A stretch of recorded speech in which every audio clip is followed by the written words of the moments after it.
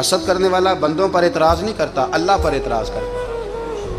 وہ کہتا ہے اللہ اسے کیوں دیا ہے، اتنا کیوں دیا ہے، معاذ اللہ وہ اللہ کی تقسیم پر اعتراض کرتا ہے۔ حسد کرتے ہو بے چین رہو گے، حسد آپ کے دل کو تڑپا کے رکھ دے گا۔ چھوڑے، اللہ بڑا کریم ہے، جس کو جہاں چاہتا ہے وہاں بٹھا دیتا ہے۔ آپ قطعاً اس بحث میں نہ پڑے کہ اللہ نے کس کو کتنا دیا ہے، کب دیا ہے، کیوں دیا ہے، وہ بڑا بے نیاز ہے۔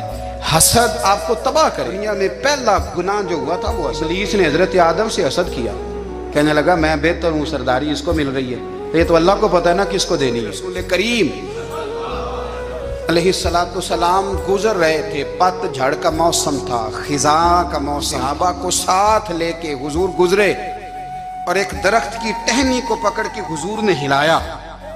صحابہ فرماتے ہیں کہ چھم چھم اس کے پتے گرے، زمین پر ڈھیر لگ گیا۔ فرمایا دیکھا تم نے کیا ہوا؟ حضور ہاں۔ فرمایا کتنی تیزی سے پتے جھڑے ہیں، صرف تنا رہ گیا ہے اور خالی ٹہنیاں رہ گئی ہیں، کوئی حسن بچا ہے؟ حضور نہیں۔ کریم فرمانے لگے جو حسد کرتا ہے نا اس کی نیکیاں